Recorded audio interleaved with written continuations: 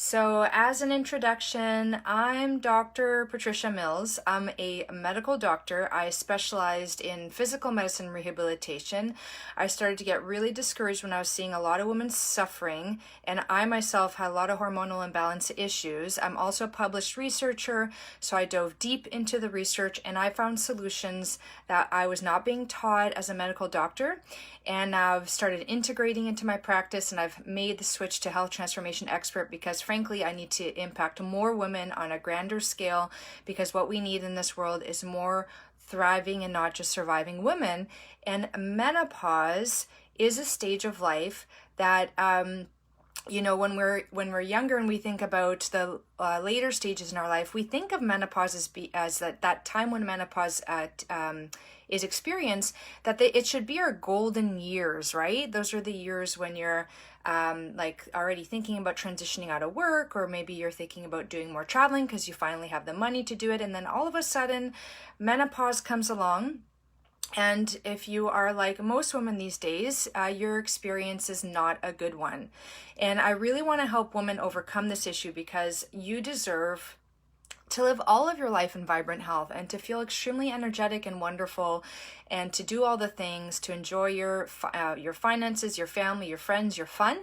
And so mastering your hormones before, during, and through menopause is really important. So to begin with, I want you to understand that the definition of menopause is when you no longer have had your period for 1 year. That's the technical definition.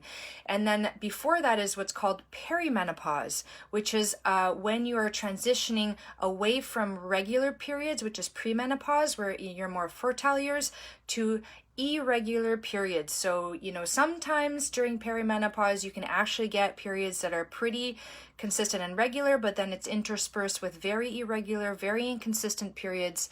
And then over time, they become less frequent. And then after a year of not having them, you're technically in menopause. And I know sometimes we use the word postmenopausal. That's not actually true, because you're always in menopause once you transition into that stage.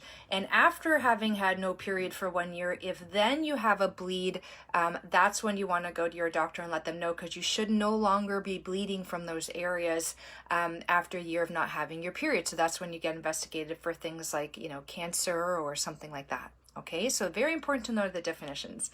I also want you to understand what is happening as you transition from your premenopause to peri to menopause. Okay, so premenopause, you have a certain amount of your sex hormones, which are estrogen, testosterone, progesterone. Those are the main ones. There's other ones as well, like DHEA and pregnenolone, but we're going to focus on those estrogen, testosterone, progesterone.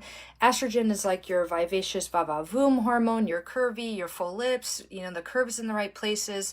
Progesterone is like your chill hormone, your feel-good hormone.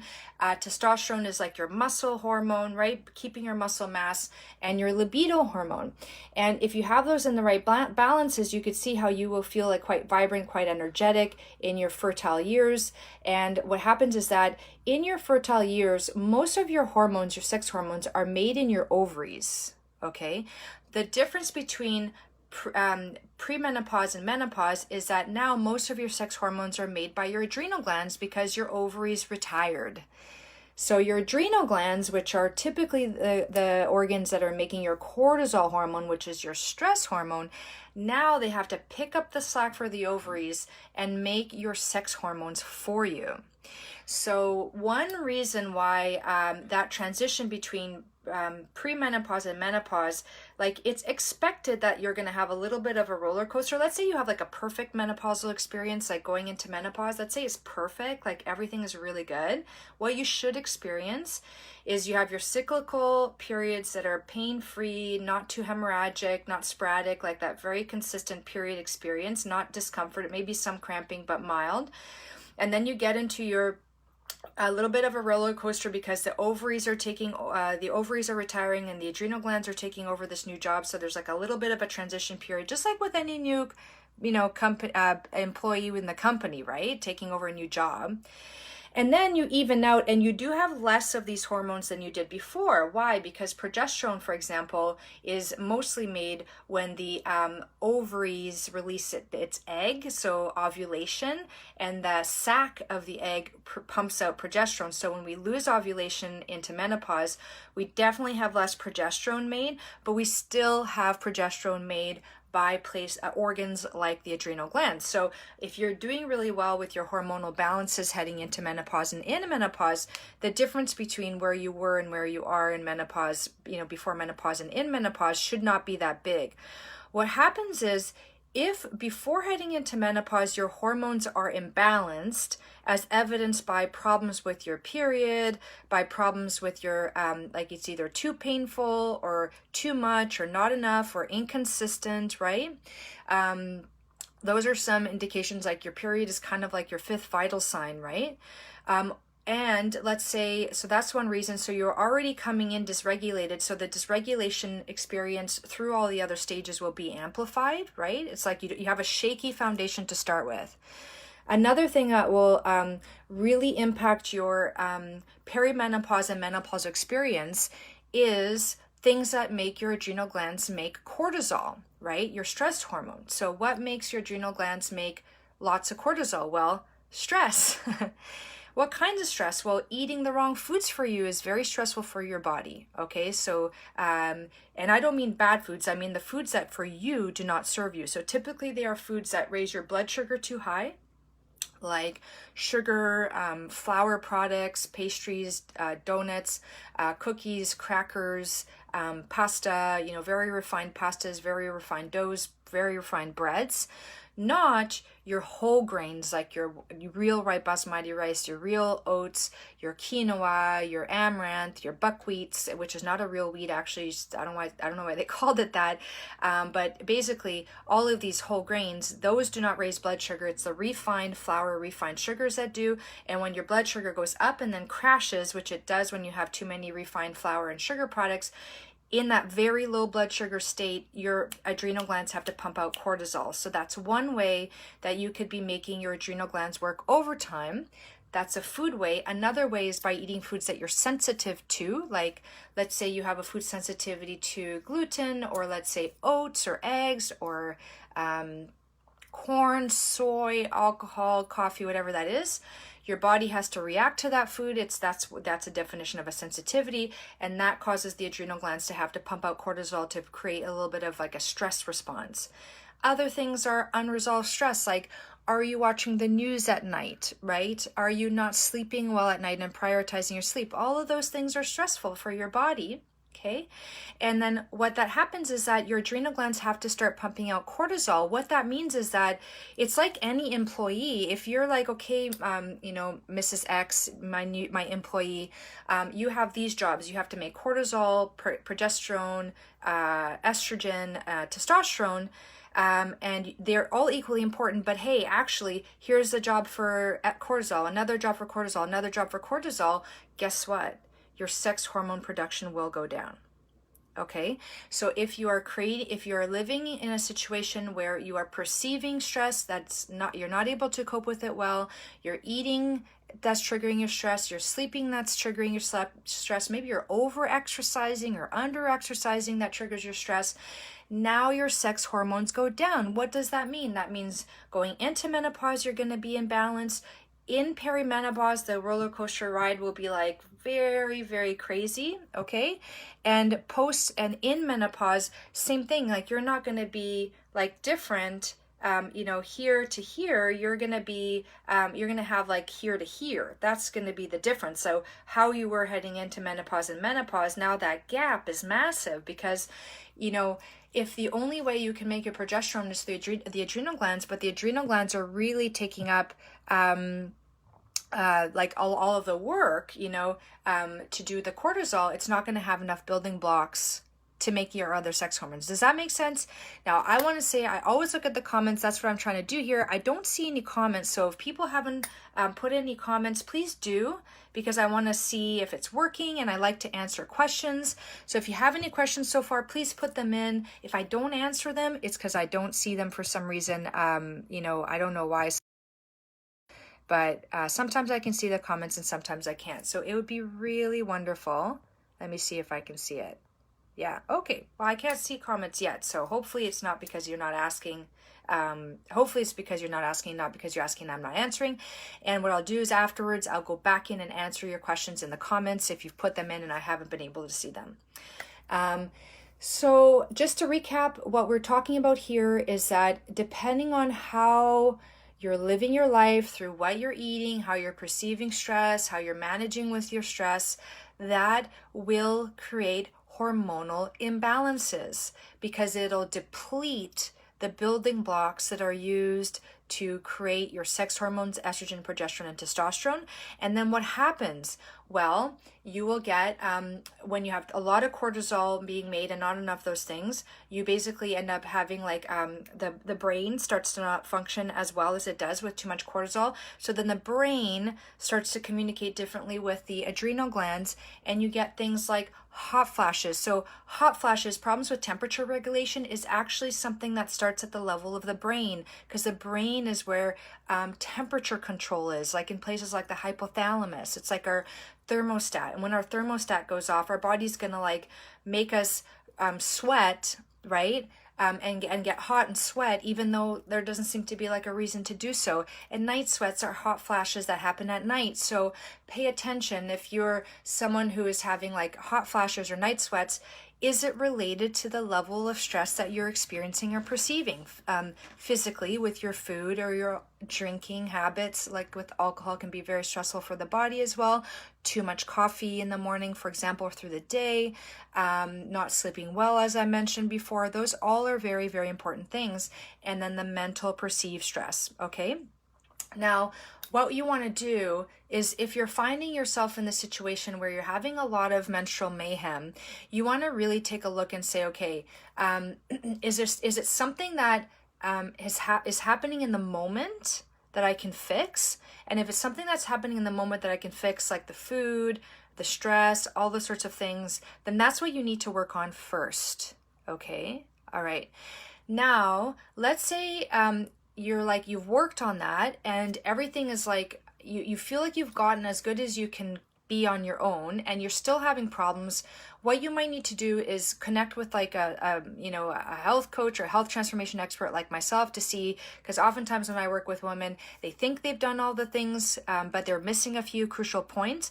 But let's say you've really done all the work and you're still having issues, then you have to think back to things that are like root causes of why your hormones might have been dysregulated even before menopause. So ladies, if you're premenopause, you want to be paying attention, because these are things that could happening to you now. But if you're in menopause and you're having problems, you want to think back and think, okay, did I start having menstrual problems at a very young age? You know, was it like when was I 12 or was I 14? Like I've had women who've never had like a really good period to begin with, right?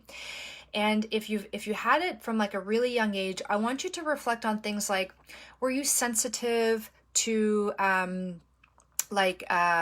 chemicals? Did you have like a chemical sensitivity? Because if you have a chemical sensitivity, that means that you are predisposed to having problems with detoxification usually. So that means you might have an issue with your liver. And if you have an issue with your liver, what you want to do is you want to know that you have to be especially careful with protecting your liver from things like alcohol and from toxins in the environment. You want to filter your water. You don't want to expose yourself to like household products that have a lot of chemicals. You really want to detoxify your household products. You want to make sure that whatever you're putting on your skin is like real, proper, like just oils. Like I use sesame oil mixed with a little bit of castor oil, and that's what I use to moisturize my skin. And I don't use any beauty products that have like anything more than those ingredients in the ingredient list. Why? Because you absorb through your skin a lot of toxins. Like we know for a fact that the skin is one of the biggest organ of absorption. So you get lots of toxins that can be absorbed through the skin. So you have to minimize your toxic absorption. Why? Because your estrogens and your testosterones and your progesterones are metabolized, like broken down, and the toxic breakdown products have to be excreted through the liver. So if you have had any sort of toxic burden overwhelm on your liver, either through your environment or through genetics, for not being as good at detoxifying, you're going to have a harder time getting rid of those breakdown products of your hormones, and you're going to have more issues with hormonal imbalances over your lifespan. Okay, that's one reason. Another reason why you can have problems with your menstruation from an early age is, did you have any childhood adverse events in your life? Were you exposed to stressful situations as a child? That causes a lot of cortisol production at a young age. So you can go into your fertility years very hormonally imbalanced just from that. Were you on a standard American diet? Did you eat a lot of those sugars, those fast carbs, those pops, those juices, those sorts of things? Okay, that can cause a lot of hormonal imbalances. All right, even in young children, so you can head into fertility years with that. Or let's say you were in your fertility years and you went on an oral contraceptive pill. Well, guess what? Now we know that the oral contraceptive pill causes it damaging to the gut lining. It causes inflammation at the level of the gut. It can cause inflammation in the body. And that will dysregulate your hormones. So some women, they come off of the birth control pill and they never feel the same again. Their periods are funny, or they just don't feel as vibrant. And some of them will even go back on the birth control pill to feel like okay again, right? Because it does give you some level of hormones, right? But the problem is the birth control pill, also hormonal contraceptives, what it does is it stops the communication between the brain and the ovaries. And depending on your genetics or how long you've been on it, that communication, if you don't do something to restore that communication, it cannot come back online the way it used to be. Okay? And the good news about all of this, ladies, is that it's all fixable. All right? For some people, it's as simple as the sleep, the nutrition, the stress management. Okay? For other people, it needs to get more integrative. It needs to get more, a little bit deeper. For some people, they need specific supplements to help detoxify, for example, those estrogens and progesterones and testosterones that either were not properly removed by the body or came in from the environment through like plastics and phthalates and BPA and that kind of thing, or from hormonal contraceptives, right? And they can get stuck in the body and they can cause problems. And so we need to help the body gently detoxify those out. And that's something that I often find I have to do with women who I work with who are just really not able to get on top of their hormonal balance. And then we have to assist the natural systems of detoxification to upregulate and pump more stuff out. And there are specific supplements that will help you do that very naturally and very consistently, okay? And other things, for example, you have to move your lymphatic system, because that's where a lot of the toxic breakdown products go through, is moving through the lymphatic system. So as we age, we know the lymphatic system doesn't work as well if we start to get a little bit of fat underneath the skin, a little bit of bags underneath here, a little bit of swelling, when you kind of feel swollen. It's not like you're fatter, but you're just feeling a little bit more swollen. Those are kind of signs that your lymphatic system isn't on board. And if you want your hormonal balance to be really good, you have to make sure that you have your toxins really well excreted. And so that's through your lymphatic system. You have to pee it out, poop it out, sweat it out, breathe it out, all of those things. So you can see how, in our society, we always go to the doctor oftentimes, and we want like a one pill fixes all prescription. And the thing with menopause is that for some women, menopause is so terrible that they do actually need something to help ease that transition. And if you're going to do that, ladies, I highly recommend bioidentical hormones, not regular hormones that are not bioidentical. The body is not as good as receiving and dealing and excreting the synthetic hormones as it is with bioidentical hormones. It kind of makes sense because it's more like our body, less like our body. So if you're going to use any hormones for therapy, please use the bioidentical hormones, okay? But be aware that the bioidentical hormones are not fixing the root cause. Remember how I said that ideally you would be having like a really like kind of a little bit of a transition, but not too crazy, and then you come out on the other side and you're different. Like you're not the same as you were before, but it's an empowering different. Like when you're in your empowered menopause, you're not cycling like this crazy up and down as you were, like, you know, with the lunar cycles as you were pre-menopause. You're kind of even Steven. You're a little bit less, you still ride those waves of the lunar cycle, but it's not as pronounced. So you don't get those like really crazy energy highs and then energy crashes, right? So that's an empowered menopause, and that is possible. And if that's not what you're experiencing, then it's time to put on your thinking cap, put on your detective hat, right? And create a team around you. Like, you can either be a lone wolf and figure this out on your own, which is doable. That's what I did, actually. But the thing is, I had a lot of tools at my disposal. I knew how to read the research. I did a functional medicine certification. IRZ was trained, so I had a good foundational understanding of hormones, and then I built on it by more reading, more researching. For you, it's challenging because there's so much information out there, and it's really hard to decipher this information. And so more likely than not, you're going to have to put together a team. You've got your doctor who will prescribe you things if you need it, but then you need someone else, like you know, it could be like a functional medicine doctor, a naturopathic doctor who has a lot of information on hormones. It could be someone like myself, health transformation expert, whoever it may be. You will often have to get a few people on your team, and then you have to do the work, because fixing hormonal balances naturally takes time. It takes about 3 months actually to start seeing major shifts. So you have to be persistent and consistent and patient. That's how real whole health happens, okay? Now, I want you to understand that there's ways to access me that I want to give you access to for free through my private Facebook group, Wild Wisdom for Women with Dr. Patricia Mills. Go on there, join if you haven't yet done so. I do lives like this every Wednesday, so you get more lives with me, more chances to ask questions. I post every day with some tips for whole healthy living. I'm doing actually a body wisdom program where I'm my next intake for only 10 women, where I work one-on-one and small group setting. The length of time is customizable, but we start January 10th. I already am actually half full. So if you're interested in partnering with me, I have many different payment plans, monthly payment plans. It includes a health coach. It includes a digital workbook with recipes and what to buy, food guide, and all that kind of stuff that I made especially for the program. You get curated videos released into your inbox. You have an app that you can use to go shopping with, so that you know what supplements you have to buy. You can buy from your local stores or online through Amazon, whatever it is, but I just make sure you get the good quality ones.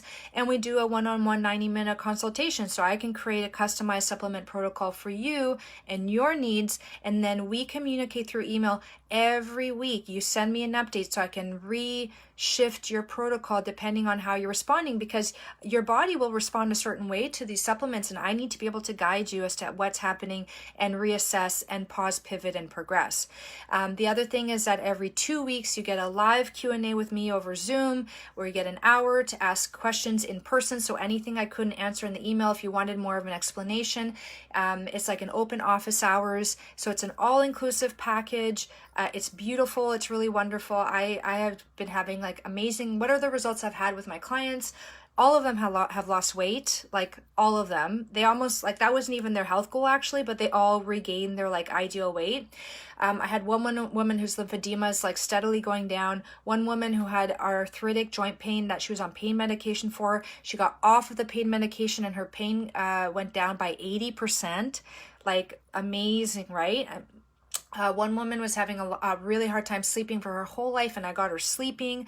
They all started waking up with amazing energy. Their blood sugar control got better because I guided them with respect to their blood sugars and their foods they were eating. It's been pretty awesome. Now, I got a question which I love. Can you touch on fatigue, hair loss, weight gain, stress, hot flashes, and mental focus? Yes.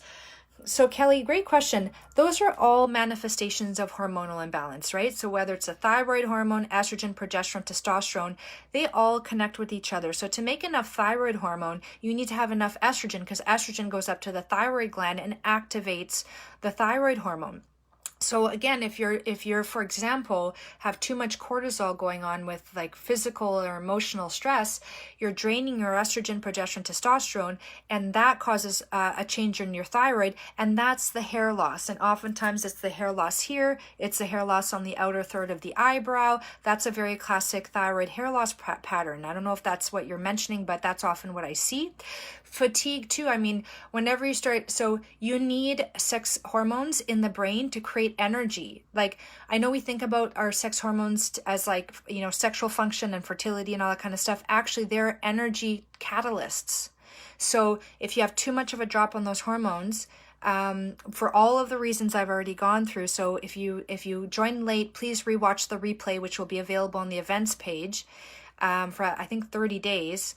And by the way, I post all of my lives that I've done all throughout Facebook on my Patreon page, Wild Wisdom for Women's Health with Dr. Patricia Mills, and you can have access to all of them on that page. So I highly recommend you go visit that if you like this kind of thing.